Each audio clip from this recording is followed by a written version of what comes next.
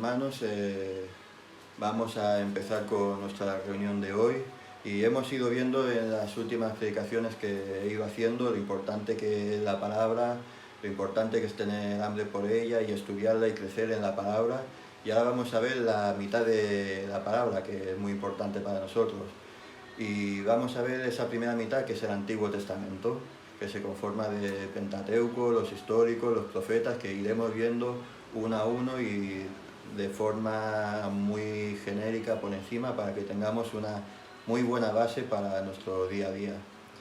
Entonces, si vamos viendo y analizando el Antiguo Testamento en las líneas generales, podemos ver y darnos cuenta del paradigma que tiene con nosotros.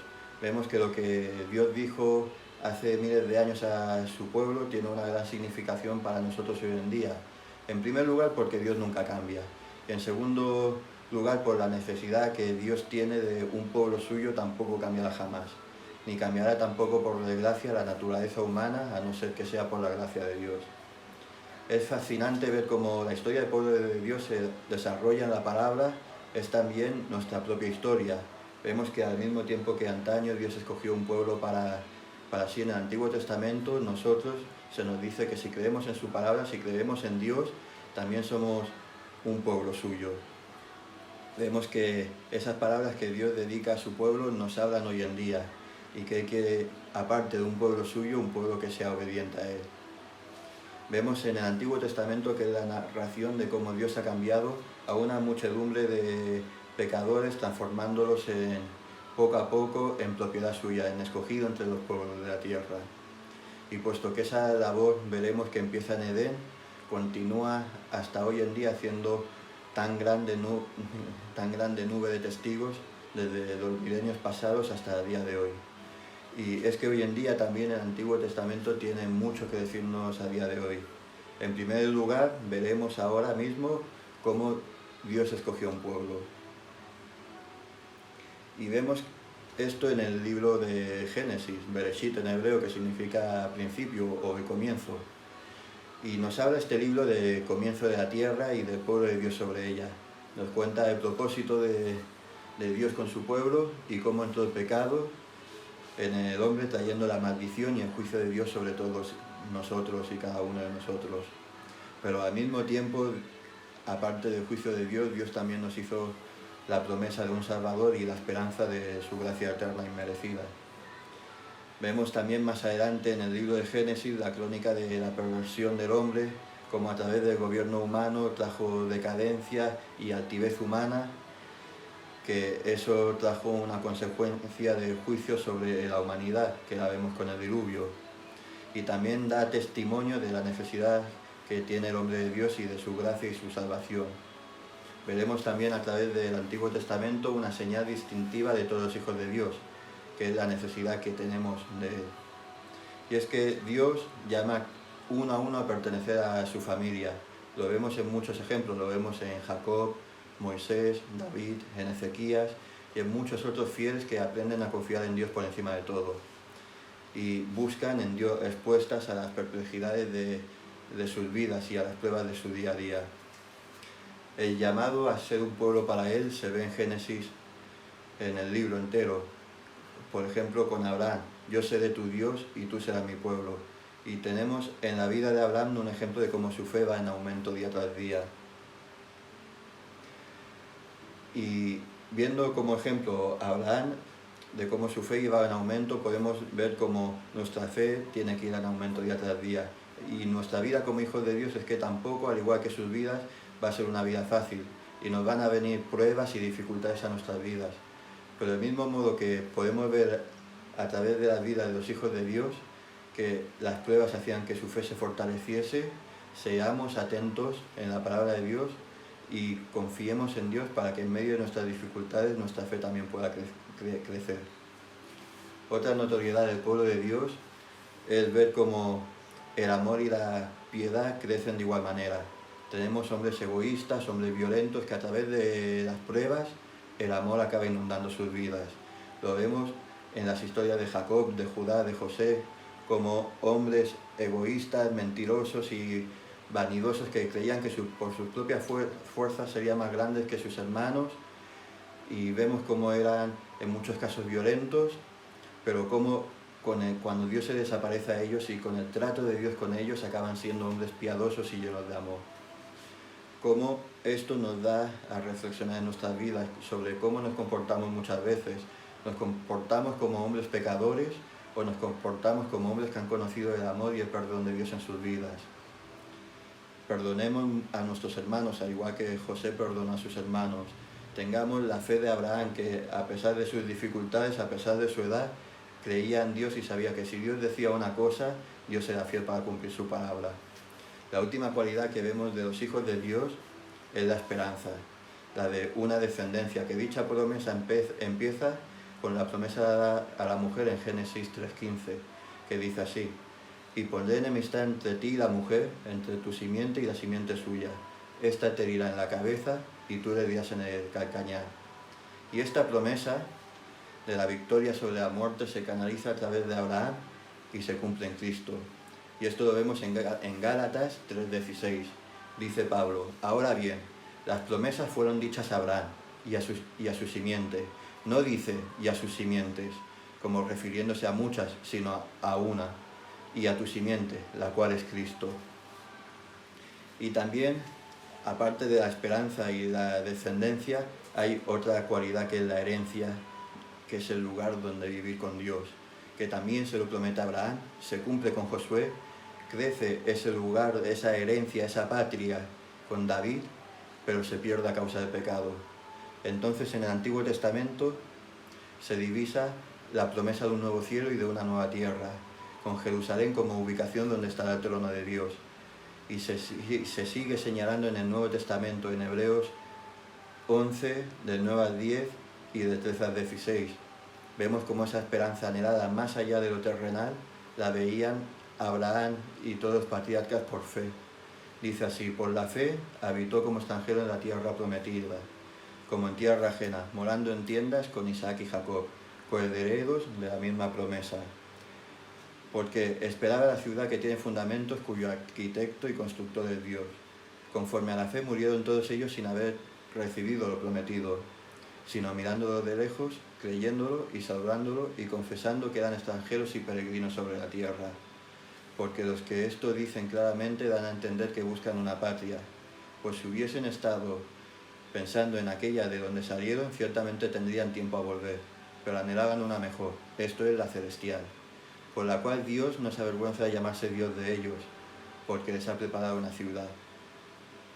Espero que, al igual que ellos reconocían que su patria y sus posesiones eran mucho más allá de sus vidas y lo que tenían en aquel momento, nuestra fe vaya en aumento día tras día, para que nos demos cuenta de que todo lo que tenemos aquí, todo lo que estamos viviendo, es solamente un suspiro, y que nuestra auténtica ciudadanía, nuestras auténticas posesiones tienen que estar en la ciudad celestial.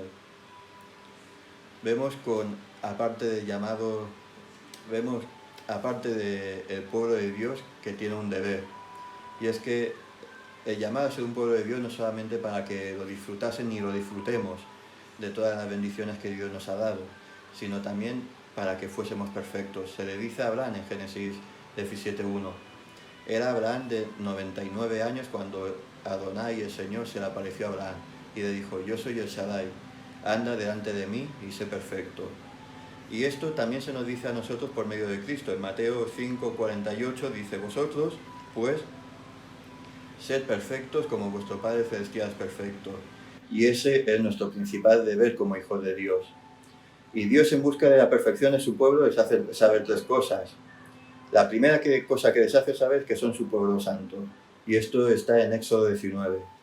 La segunda cosa que les hace saber Dios es que tienen su ley de su propia mano para cumplirla, en Éxodo 20. Y la tercera cosa que les enseña es que tienen ejemplos prácticos para la vida diaria, para ver cómo pueden hacer en sus vidas la voluntad de Dios. Y esto está en Éxodo 21. La pregunta ahora, es: ¿nosotros somos pueblo suyo? ¿Actuamos como hijos de Dios? Pues en primer lugar tenemos su ley en nuestros corazones para actuar conforme a su agrado. Y en la palabra En el Antiguo Testamento y en el Nuevo Testamento tenemos 1001 ejemplos para ver cómo poder aplicar a nuestras vidas. En aquellos momentos, cuando se dieron estos 3 ejemplos, solo tenían fragmentos de la ley, mandatos y juramentos a respetar. Nosotros tenemos su palabra ya completo y tenemos encima el Espíritu Santo de Dios en nuestros corazones. No hay excusa ya. Si actuamos mal, si pecamos, si caemos, es porque nuestro viejo hombre, nuestro yo, quiere caer. Por eso es importante ser fiel a Dios, crecer por fe, meditar en su palabra, ver como todos estos ejemplos vivos, de ver cómo Dios hablaba y sigue hablando a día de hoy a través de su palabra, y ver qué es lo que Dios busca de nosotros y cuáles son las claves para vencer el pecado. Al mismo tiempo, al pueblo de Dios también se le da una promesa, y es que Dios en el Antiguo Testamento les habló a través de los sacrificios, para que se diesen cuenta de la seriedad del pecado y tengan la posibilidad de perdón divino.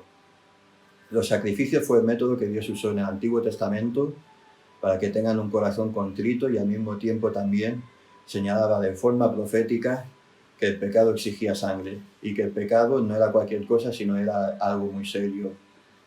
Un cordero no lo podía tener en aquella época cualquier persona, y un cordero valía mucho dinero, y cada vez que pecaban, el pecado exigía esa sangre. Y esa sangre exigía, es como si hoy en día los que tenemos motos se nos exija que cada vez que pequemos sacrifiquemos nuestra moto. Era una auténtica fuerza y un auténtico espanto lo que requería de no el sacrificio como excusa al pecado, sino que el sacrificio era algo sublime, algo muy importante, y que lo primero para no llegar a ese sacrificio era la obediencia y la fe en Dios. Y vemos a través de los sacrificios que tenían la necesidad de un Salvador, porque ante la tal cantidad de pecados que cometemos hoy en día y que cometían en aquella época, era imposible dar tal cantidad de sacrificios por el pecado, y necesitaban una expiación mucho mayor y mucho mejor. Y es que ese sacrificio, esa promesa de un Salvador, de un Redentor por los pecados, esa promesa de Cristo muriendo por los pecados de una vez y para siempre, se ve en todo el Antiguo Testamento. Se ve desde la serpiente de bronce, cuando eran mordidos por aquellas culebras que les mataban a las personas en el desierto, como si miraban a la serpiente de bronce, eran sanados y salvados de la muerte. Se ve a través de los sacrificios como expiación por los pecados. Se ve a través de Jonás con su oración dentro del vientre del gran pez, como es una profecía de los padecimientos de Cristo. Se ve en Isaías y se ve en un montón y cantidad tan grande de ejemplos. Y es que con Cristo ahora tenemos el sacrificio único y para siempre. Y esto lo vemos en Hebreos 7:26. Dice así: porque convenía que tuviésemos tal sumo sacerdote, santo, inocente, inmaculado, apartado de los pecadores y exaltado más allá de los cielos, que no necesita, como aquellos sumos sacerdotes, ofrecer sacrificio diariamente, primero por sus propios pecados y después por los pecados del pueblo, porque esto lo hizo Cristo una vez y para siempre, cuando se ofreció a sí mismo. Porque la ley designa como sumos sacerdotes a hombres débiles, pero la palabra de juramento que vino después de la ley designa a su Hijo, hecho perfecto y para siempre. Ahora, viendo el tema de los sacrificios, si hemos aceptado el pago de Cristo, ya podemos pertenecer a su pueblo, a su iglesia. Y si no lo has hecho, si no has aceptado el pago de Cristo por nuestros pecados, no demores tu decisión, porque te pierdes muchas bendiciones. Vemos ahora que en Génesis también se recoge la obra de Satanás, del opositor. Y vemos que desde que Dios crea al hombre, vemos como el enemigo busca destruir al Hijo de Dios y a su pueblo. En Edén vemos cómo se disuade al hombre para que se aparte de los caminos de Dios, que codicie ser igual a Dios y lo desobedezca. Más tarde vemos reflejado en Caín el propósito de Satanás, que es destruir a los hijos de Dios. Y vemos a través de Set y Enos cómo Dios pone en el corazón del hombre el deseo de buscarle. Esto lo vemos en Génesis 4, del 25 en adelante. Y conoció Adán otra vez a su mujer, y ella dio a luz a un hijo y le puso por nombre Set, porque dijo ella: Dios me ha dado un hijo en lugar de Abel, pues Caín lo mató. Y a Set le nació también un hijo, y le puso por nombre Enos, Por ese tiempo comenzaron todos los hombres a invocar el nombre del Señor. Y así es como aparecen en el mundo dos tipos de seres humanos: los que invocan el nombre del Señor y se vuelven a Él, o los que le dan la espalda, los que le dan la espalda. Se ve los dos tipos, los hijos de Dios o los hijos de Satanás. ¿Cuál de ellos somos nosotros? Porque al igual que en los tiempos de Nos, que el diluvio estaba cercano, ya que viendo la cronología bíblica, es muy posible que Nos viviese los primeros días o los primeros años de Noé, según la genealogía. Nosotros también estamos muy cerca, al igual que Nos lo estuvo, del segundo juicio sobre esta tierra. No vivamos confiando en estos tiempos de que todo va a seguir igual, de que todo es muy calmado, sino vivamos atentos y fuertes en la mano de Dios, porque la obra del enemigo es destruirnos. Y vemos sobre todo que la posición de Satanás continúa hasta nuestros días. Vemos como él usa a sus hijos para oponerse a la voluntad de los hijos de Dios. Y esto lo vemos cuando Israel estaba en la cautividad de Egipto, como los propios hebreos le daban trabas a Moisés. Y esto también lo vemos en nuestros días. Vemos también otra estrategia que tiene Satanás, es infiltrar sus propios hijos, infiltrarse el enemigo en el pueblo de Dios, infiltrarse en la iglesia para que nosotros nos dejemos arrastrar por la corriente. Vemos, por ejemplo, en el libro de los jueces, como el pueblo rechaza a los jueces y piden a Samuel tener reyes como las demás naciones.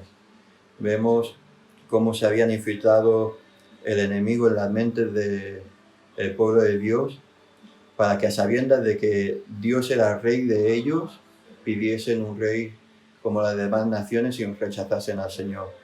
Vemos cómo hasta Salomón en la Biblia se deja embaucar por las mujeres y desconstruye templos. Vemos como la comunión con el mundo y la sensualidad trae la idolatría y la perdición tanto para Salomón como para todo el pueblo.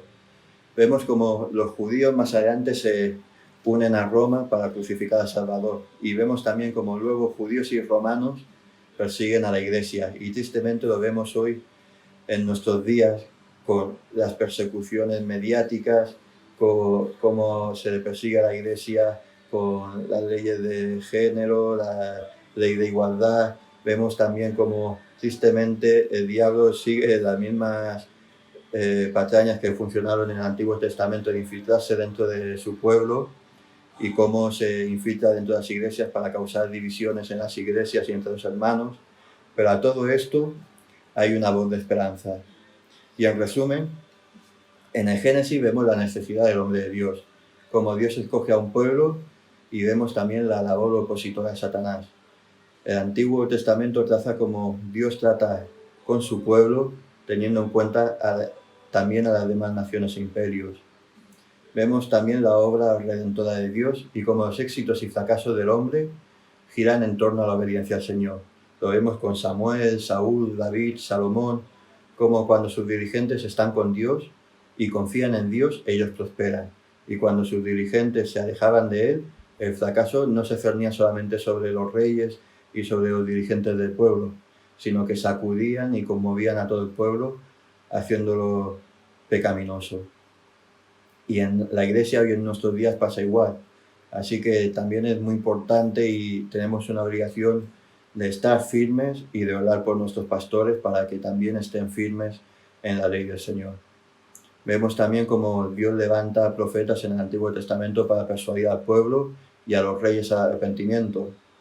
Esto lo vemos, por ejemplo, con todos los profetas mayores y menores. Vemos, por ejemplo, como Joel, que previene al pueblo de la decadencia espiritual.